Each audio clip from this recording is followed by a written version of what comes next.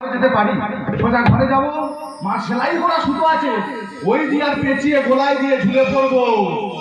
জীবন আমার যাবে চলে, চাকরি না হবার ছেলে, গলায় দড়ি দেবো আমি, হাতের উপর বসে বসে। জীবন আমার যাবে চলে।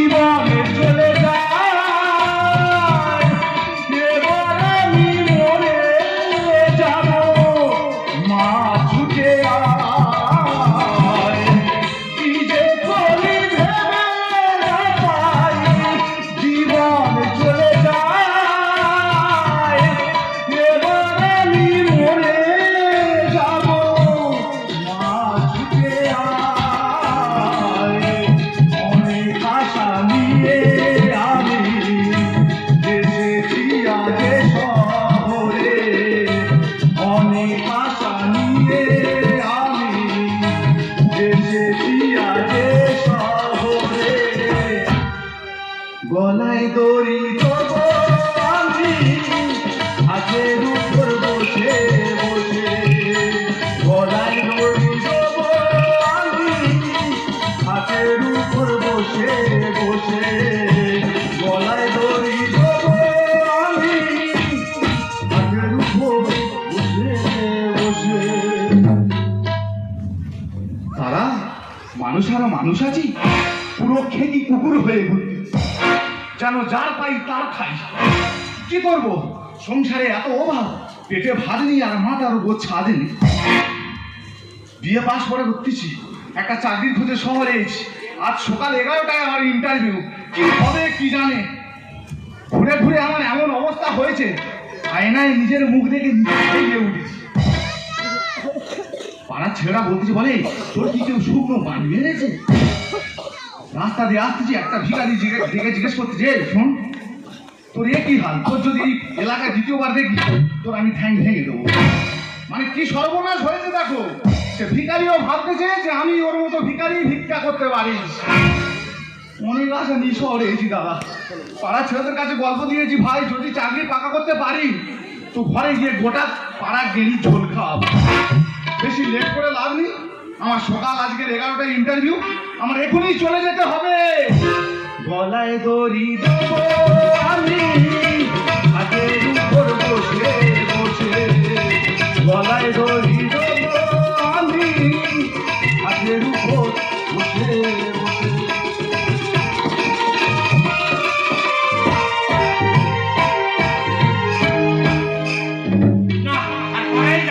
রাস্তাঘাটে যাওয়া গাড়ির চাপ সময় মতো অফিসে পৌঁছাতেই পারা যায় না। তবুও 5 মিনিট লেট আছে। আমার অফিসে অনেকগুলো ইন্টারভিউ নেওয়া আছে, কিন্তু এখন তো দেখছি যে ওখানে যা পৌঁছায় না। ঠিক আছে ঠিক আছে, কেউ এলেও বাকি না এলেও বাকি, সময় মতো অফিসে আসবো, সময় হলে পালিয়ে যাবো। আমার ঘর থেকে ফোন। আচ্ছা আচ্ছা আচ্ছা ঠিক আছে। ও আমার সেই ফোন করেছি। হ্যাঁ হ্যালো, আচ্ছা আচ্ছা, না আমি ঠিক চলে এসেছি, পৌঁছে গেছি, কোনো চিন্তা করতে হবে না। আচ্ছা ঠিক আছে ঠিক আছে, আচ্ছা আচ্ছা রাখো রাখো। এখনো কি ওই তো এসে গেছি স্যার আসবো? হ্যাঁ হ্যাঁ হ্যাঁ ভেতরে আসবো। হ্যাঁ নমস্কার। নমস্কার স্যার, এইটা আমার সার্টিফিকেট। এটা সব উর্দু ভাষায় লেখা আছে। ভাষায় কেন? একটু সাবধানে পড়বেন।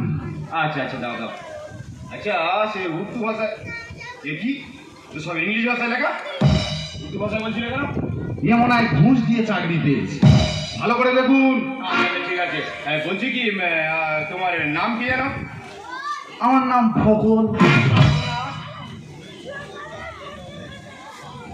ফকল কারোর নাম হয়? আচ্ছা ঠিক আছে, হতেও পারে হতেও পারে। আচ্ছা তোমার টাইটেল? আমার টাইটেল ফাঁক। যদি না মনে হয় চাইলেটা ওরকম হতে পারে, আচ্ছা ঠিক আছে তাও নয় মেনে নিলাম, কিন্তু কাগজ তো আছে আমার কাছে। আচ্ছা ঠিক আছে, তোমার নাম বললে তো। আচ্ছা এই যে বলছি কি মানে তোমার বাবার নাম কি? বাবা না হ্যাঁ, ফটফটি। এদের সব কি ভটভটি ফটভটি নিয়ে কারবার। ঠিক আছে, কাগজ তো আমার কাছে আছে, আমি সব থেকে নিয়ে। আর তোমার মার নাম কি জানো? মাতঙ্গিনী। বাবা যাই পারো, এই কি আমার সঙ্গে কি মস্করা করছো নাকি? না স্যার, মানে কি বলুন তো স্যার, এই সব নাম আমার গ্রামের ছেলেরা পেরিয়েছে, আমার মা পেরিয়েছে, এই সব নিয়ে চলাফেরা আমাদের। রেজিস্ট্রি করা নামটা একটু দেখুন ভালো করে, ভালো নাম আছে। হ্যাঁ হ্যাঁ দেখছি। আচ্ছা তোমার নাম তো এখানে রয়েছে দেবাশিস মিস্ত্রি। হ্যাঁ, ওটাই ভালো নাম। তাহলে এই সমস্ত নাম আমাকে বললে কেন? না স্যার, মানে আমি একটু আর কি ভাই নামে ওস্তাদ, তো তাই জন্য আপনার সঙ্গে আর কি শোনো বলি, এই ইন্টারভিউ যেটা দিতে এসছো একটি মাত্র সিট ফাঁকা, 1 লাখ টাকা মাসে বেতন আছে। আর এই সমস্ত নিয়ে চাকলাম করা কিন্তু তোমার মানাচ্ছে না। আপনাকে তো একটু ফাজিল মনে হচ্ছে, ওই শুনে আর কি। আচ্ছা ঠিক আছে, আমি কাগজগুলো ভেরিফিকেশন করে দেখে নিই। আর বলছি কি মানে 3টে প্রশ্ন করবো, ঠিক আছে? Only 3 piece. হ্যাঁ অনলি 3 পিস, ঝরঝর করে উত্তর দেবো। আচ্ছা ঠিক আছে। আমি বলছি কি আমাদের ভারতবর্ষের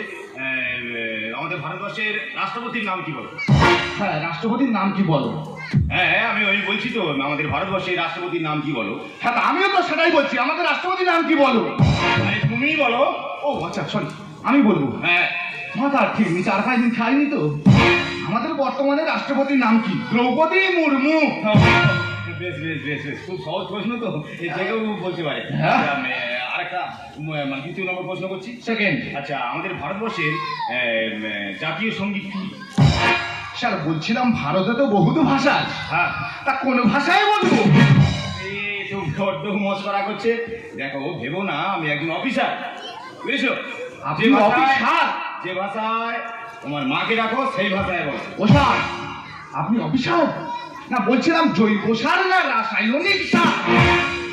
শোনো দেবাশিস, আমার এমনও পাওয়ার আছে আমি এক্ষুনি পুলিশটাকে কিন্তু ধরে দিতে পারি। না স্যার, কথাবার্তা সাবধানে বলো। আচ্ছা জাতীয় সঙ্গীত মাতৃভাষায়। হ্যাঁ আচ্ছা জাতীয় সঙ্গীত মাতৃভাষায় হলো জনগণ মনোযোগী নায়ক জয় হে। আমার দাঁত ভেঙে ফেলবে না। আচ্ছা যাই হোক, যা করছো। আচ্ছা বলছি কি লাস্ট প্রশ্ন হলো আমাদের ভারতবর্ষে অনেকগুলি মহাপুরুষের জন্মগ্রহণ করেছে। হ্যাঁ, তাদের কয়েকটি নাম বলো।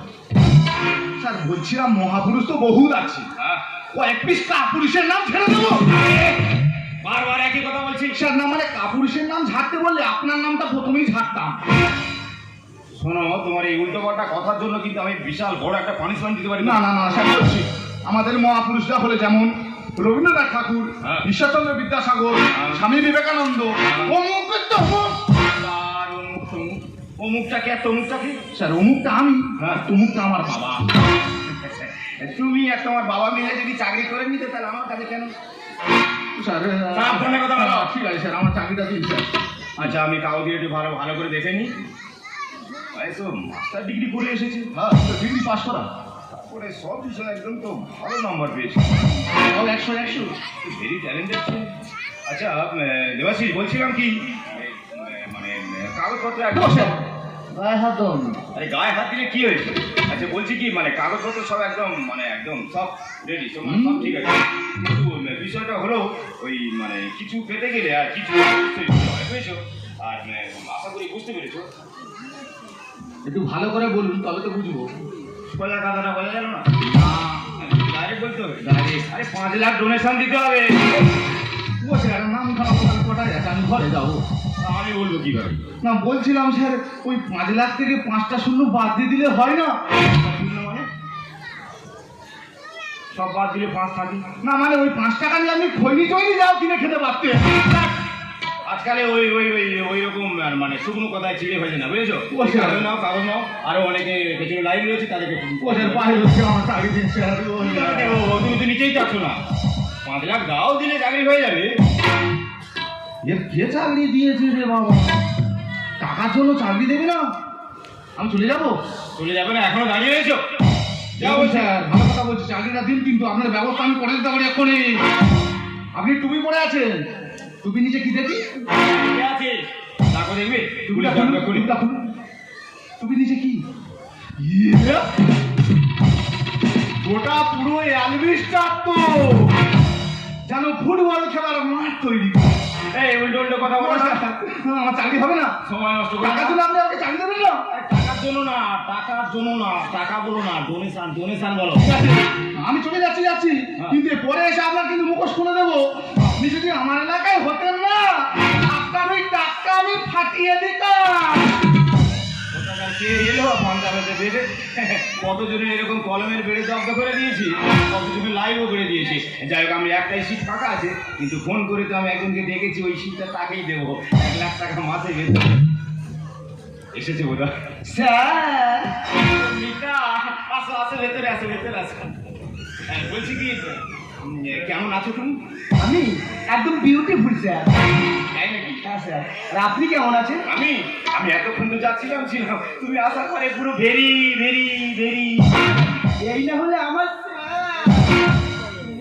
ছিল না। বলছি কি মানে কাগজপত্র সব নিয়েছো? স্যার আপনি তো সব ফোনেই বলে দিলেন যে কাগজপত্র কিছুই লাগবে না, কিন্তু আমি কিছুই আনিনি। আচ্ছা ঠিক আছে ঠিক আছে, সে তো আমি ফোনে বলেছিলাম কাগজপত্র কিছু লাগবে না, আমি সমস্ত সব ঠিক করে দেবো। আর বলছি কি মানে মানে কিছু পেতে গেলে এত বড় একটা আপনার চাকরি, আর ওই মানে কিছু তো দিতে হয় নাকি? সেটাই 100 স্যার। হ্যাঁ, ওই 3 লাখ টাকা ব্যবস্থা করেছি। স্যার আপনি আপনি আমার দিকটা দেখবেন আর আমি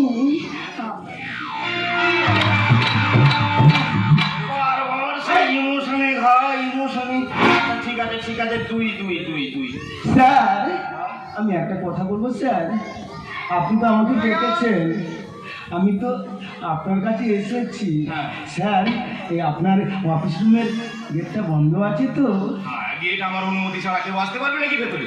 আর স্যার এই বন্ধ ঘরে তুমি আমি বাকি সবাই বাইরে, এখন দুজনে যেতে পারি সব সীমা ছাড়িয়ে।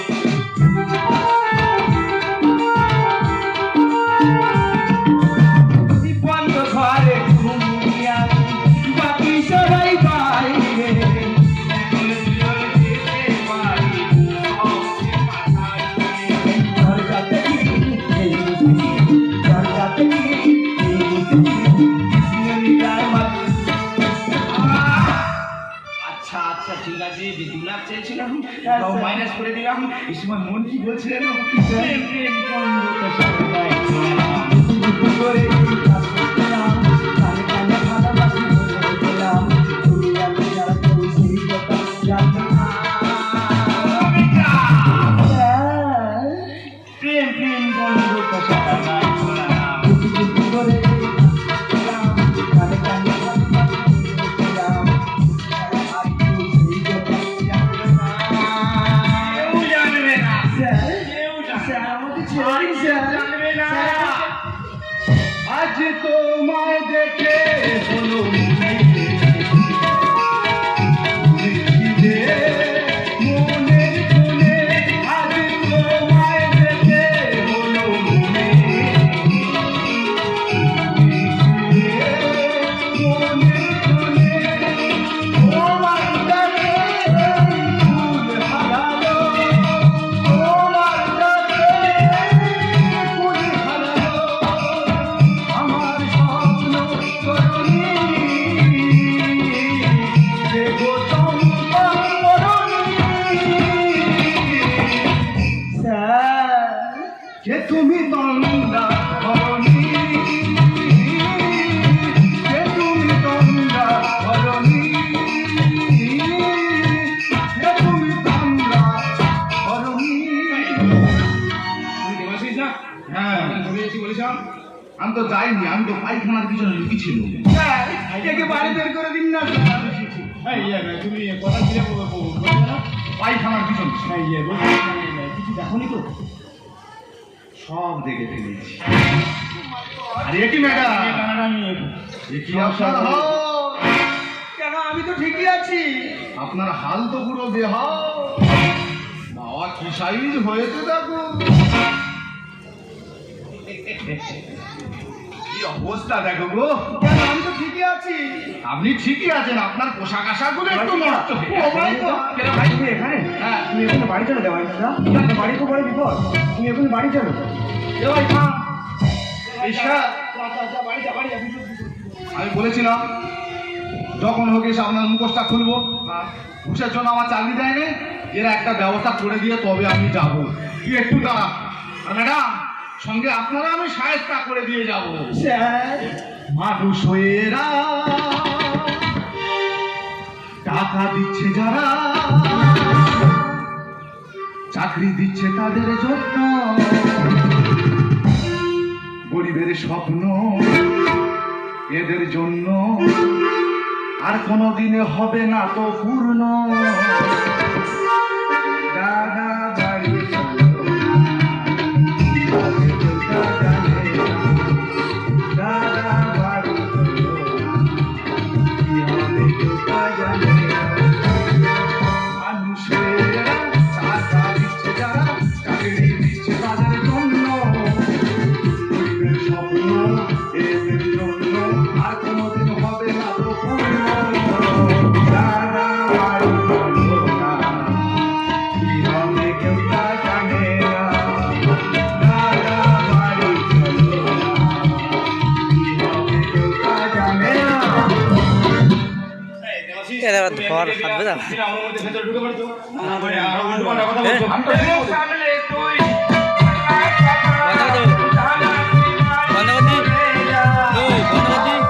লোভের মায়ায় বন্ধ করে দি। ওরে তোদের বন্ধ হচ্ছে, হাত যেতে ধর। হবে জেলখানায়। এতক্ষণ আপনি আমাকে ইন্টারভিউ নিচ্ছিলেন, এবার আমি নেবো। বলছিলাম ওই জেলখানা মানে বুঝতে পারছেন না, পুরো একদম নিচ্ছেন দিন। যখন ধরা পড়ে পুরো 12 বছর বইয়ের মুখ দেখারও সুযোগ পাবে না। তাহলে ও তোর মুখ সামনে কথা বল, আমি একজন অফিসার। ঠিক বলেছি, আমি ঠিক মুখ বলেছি। সামনে তুই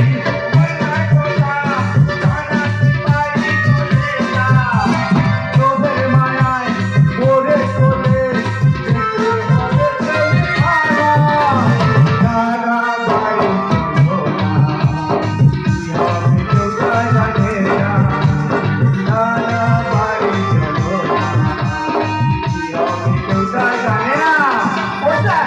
এসব অশিক্ষিত কেউ এখানে আসে কিভাবে? ও বাবা, এ তো বড় শিক্ষিত। কি অশিক্ষিত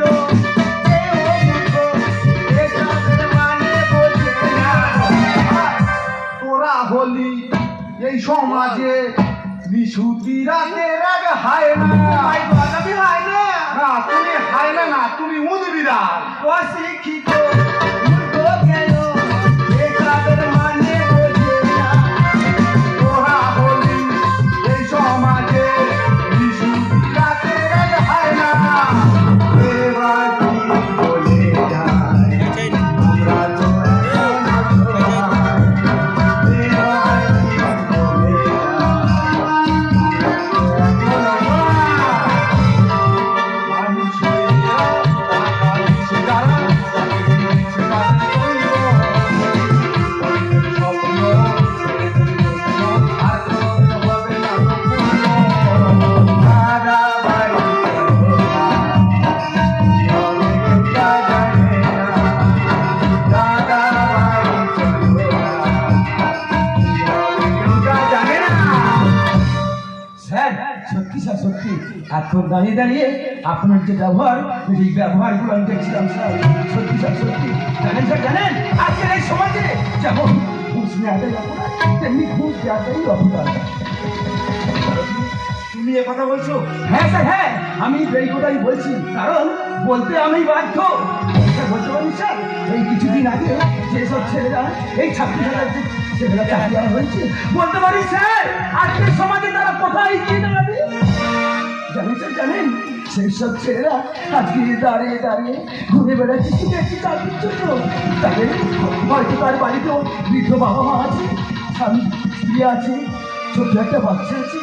বলতে পারি স্যার, বলতে পারেন তাদের সংসারটা কিভাবে চলবে? স্যার এমন চাকরি স্যার আমার দরকার নেই স্যার, যে চাকরির জন্য নিজের দেহটাকেও বিসর্জন করে দিতে হয়েছে। ঠিক স্যার, ঠিক। তবে স্যার যাওয়ার সময় আপনার কাছে একটা অনুরোধ করে বলতে পারি স্যার, যে চাকরি আমাকে না দিয়ে আমার এই ছোট্ট ভাইটাকে এই চাকরিটা দেবেন স্যার। হয়তো আর বাড়িতে বৃদ্ধ বাবা আছে, না খেতে দিয়ে মারা যাবে স্যার, না খেতে দিয়ে মারা যাবে স্যার, না খেতে দিয়ে মারা যাবে। ভাই পারলে ভাই তুই আমাকে ক্ষমা করে দিস ভাই। সত্যি আমি যে ভুল করেছি জানি, এ ভুলের কোনো ক্ষমা নেই।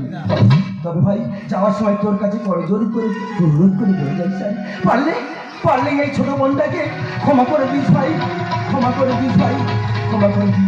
স্যার, আমি আসলাম স্যার, আমি আসলাম। এ ভাই, কি বলছিস না? আমার বাড়িতে বিপদ, চল ভাই চল। ঘুষের চাকরি আমার দরকার নেই রে ভাই, চল। অনেক বড় সমস্যা হয়ে যাবে না রে, চল ভাই চল। আমরা এখনই দুজনে এই বাড়ি চলে যাই। তাই গেল দাদা, তাই গেল। দেবাশিস, দেবাশিস, এ কি? আমি তো নিষ্ঠুর, আমি তো ফাঁসাম। আমি তো মুখে টাকা নিয়েছি চাকরির জন্য, চাকরি দেওয়ার জন্য একটি বই করেছি, চাকরি হয়ে যাবে, মুখে টাকা নিয়েছি। তাহলে কি আমার মনুষ্য এখনো বেঁচে আছে? তাহলে আমার চোখে জল আসবে কেন? আমার চোখে জল আসবে কেন? অন্য 5 অফিসারের মতো মনুষ্যকে একবারে হারিয়ে ফেলেনি আমার জীবনটা। আমার সেই চাকরিটা দিয়ে দেবো, তারপরে দেখবেন। হ্যালো, না হ্যালো হ্যালো হ্যালো, না ফোন কেটে গেল কেন? ফোন কেটে গেল কেন? হ্যালো হ্যালো, হ্যাঁ স্যার বলুন।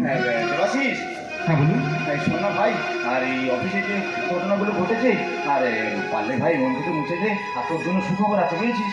আর মানে তোর পাড়াটা আমি হয়তো আমার তোর কাগজ থেকে আমি দেখে নিচ্ছি, কিন্তু বাড়িটা তো কোন সাইডে আমি জানি না। আর তোর সঠিক ঠিকানাটা দিয়ে দিয়েছিস, আমি তোর বাড়ি পর্যন্ত যাবো বুঝেছিস। ঠিক আছে স্যার, আপনি যে পাড়াতে এসেছেন ওখানে একটি শ্মশান পাবেন, ওর সামনে আপনি দাঁড়ান, আমি এখনই আসছি। আচ্ছা ঠিক আছে। হ্যাঁ, কিন্তু শ্মশানের কথা বললাম। হ্যাঁ, হতেও পারে শ্মশানের কাছাকাছি বাড়ি। দেরি করে যাবে না, দেরি করে যাবে না, এক্ষুনি যেতে হবে। তো কাগজটা আমি তো দিয়েই যাবে।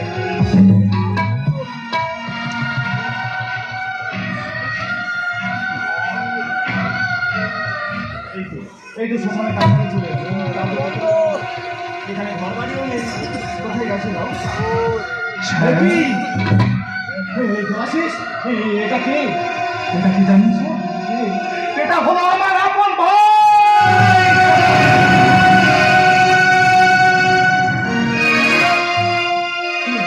জানিস স্যার, তো অনেক আশা নিয়ে আমি এই ভাইটাকে কলেজে ভর্তি করেছিলাম, কিন্তু কলেজের ফিস দিতে পারিনি বলে মাস্টার মশাইরা ওকে ঘাট ধরে বার করে দিয়েছে।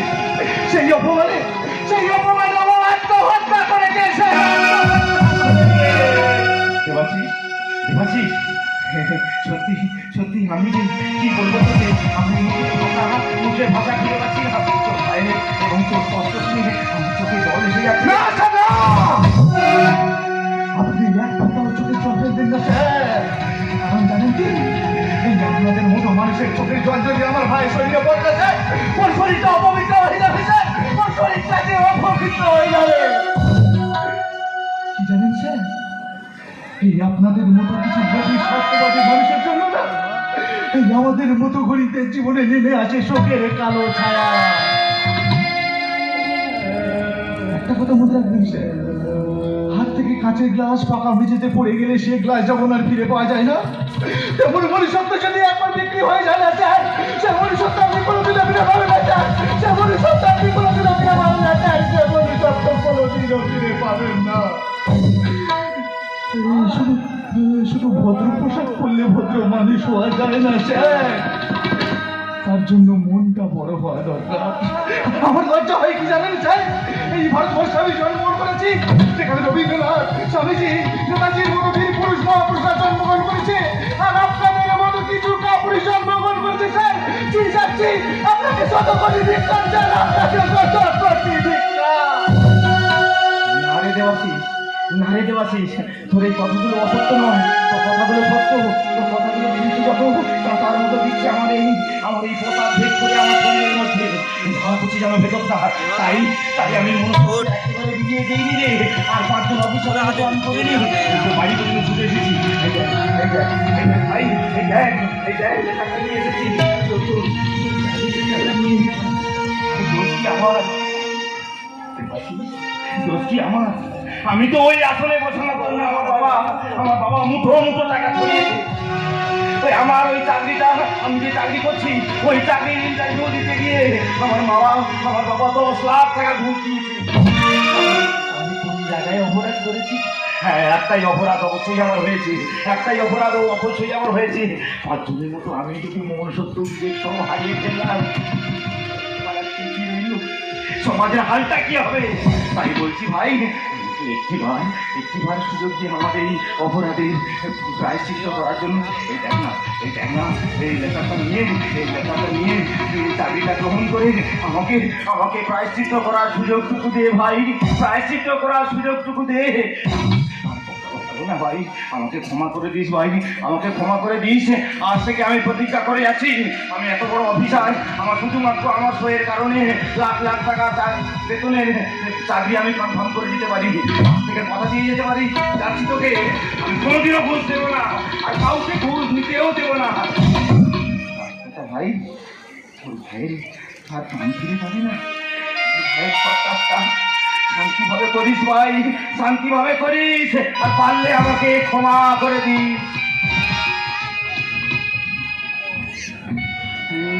ভাই, এই জানেন ভাই, আমি আর চাকরিটাও পেয়ে গেছি রে ভাই, আর আমাদের কোনো দুঃখ থাকবে না রে ভাই, আর আমাদের কোনো কষ্ট থাকবে না।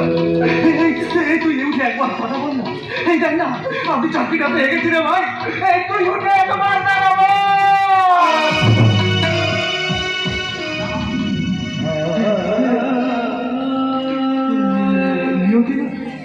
নিয়তি বড়ই কঠিন।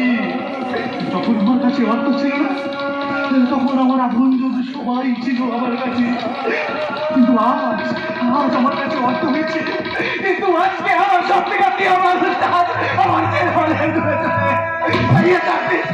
চাকরি আমার কোনো প্রয়োজন নেই, চাকরি আমার কোনো প্রয়োজন নেই, চাকরি আমার কোনো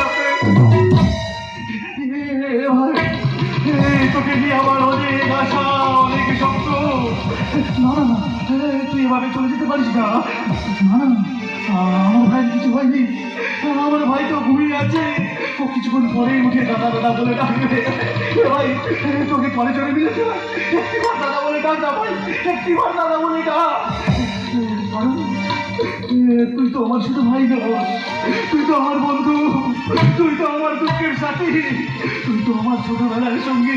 তাই বলছি ভাই, সব ঠিক হয়ে যাবে ভাই, তুই একটিবার দাদা বলে ডাক্তার রে ভাই, তুই একটিবার দাদা বলে ডাক্তার রে ভাই, তুই একটিবার দাদা বলে ডাক। কত স্বপ্ন ছিল এই চোখের পাতা,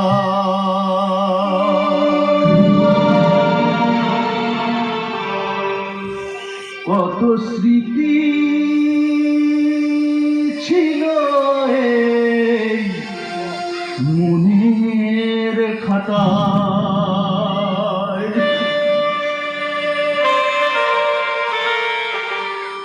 কত স্বপ্ন ছিল এই